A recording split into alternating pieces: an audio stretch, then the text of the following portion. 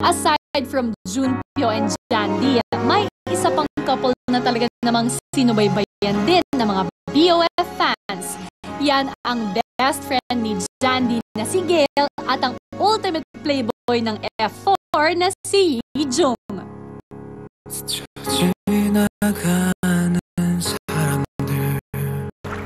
Naniniwala ka ba sa soulmate? Ako? Siyempre naman. Ang isang playboy na tulad mo, hindi mo talaga yun maiintindihan. Para malaman mo, yun ang taong makikilala mo once in your lifetime. Kung ganon, nakilala mo na ba ang soulmate mo? Hindi pa. Pag dumating siya, hindi ko na siya pakakawalan pa.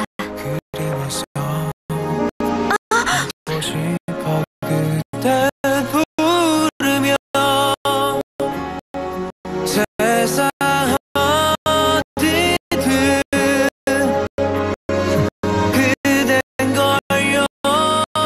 tingin mo, cool guy ako.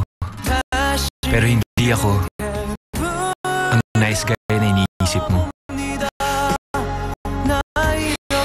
Huwag mo ring isiping all nice ladies like nice men.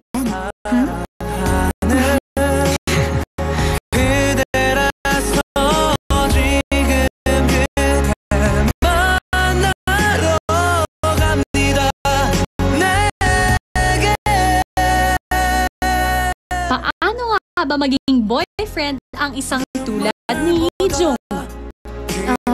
Kung may boyfriend akong tulad ni Heejung, okay lang sa akin. Kasi, tignan nyo naman, nasa kanya na ang lahat. May manners, tapos mayaman, at saka very handsome.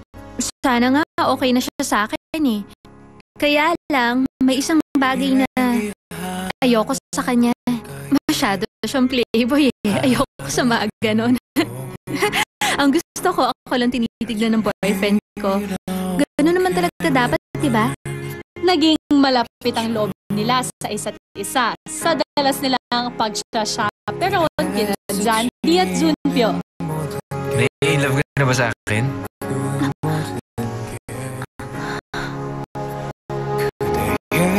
Alam mo, lahat sila pag nakikita akong gumagawa, nai-inlove sila sa akin. Hindi ako may in love sa'yo.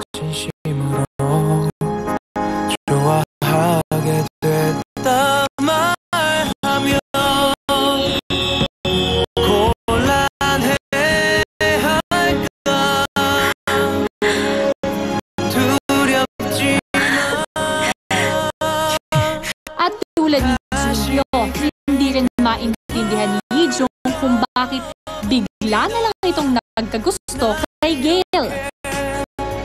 The girl who holds my heart is no other than the one in front of you.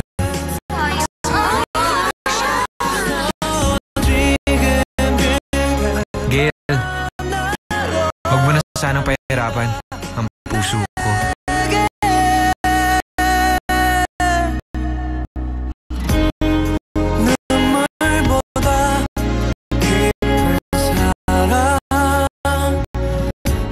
Hindi ugali ng isang playboy ang maghabol sa babaeng hindi naman siya gusto. Pero mukhang malakas talaga ang tama ni Jung kay Gail. Pagbalik ko, ikaw ang unang kong pupuntahan. Heejung. Well, yun ay kung hindi ka pa nakakakita ng soulmate mo.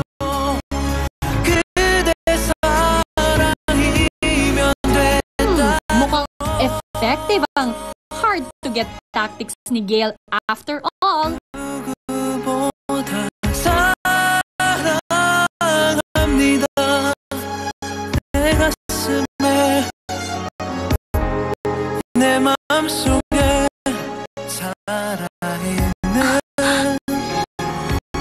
Heejung.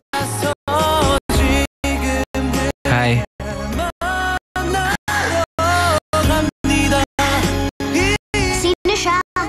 Siya po ba ang boyfriend niyo?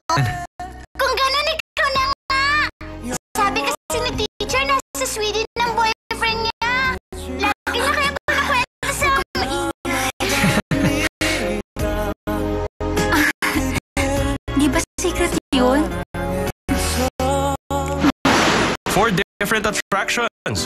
Charismatic Gu Junpyo, sweet guy Yoon Ji-hoo, Casanova Soo Ijung, tough guy Song Woo-bin. Mahirap pumili kung sino ang the best sa kanila. Yes, correct ka dyan. So, with this segment, King Over Flower, who is the king among F4? Okay guys, nag-prepare ako ng mga questions and you will vote for it. May rose kayo at tingnan natin kung sino magkakaroon ng maraming flowers. Wala pa si Junpyo. Okay, guys, makinig kayo mabuti sa mechanics ng segment na to. You have to be very honest sa gagawin nyo. Kaya galingan nyo, guys. Okay, bibigay niyo yung rose sa sino man na binabagayan ng question. So, tingnan natin kung sino magkakaroon ng maraming roses. Okay, here goes the first question. Among the members, who is more handsome than the flower?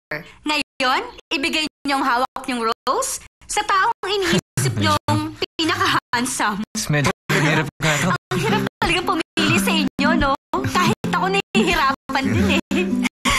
Kung sa tingin niyo kayo ang pinaka-handsome, pwede niyong piliin ang sarili niyo. Pero hindi niyo kailangan bigyan ng rose sa sarili niyo, ah. Naku, mukhang may binabalak si Iju.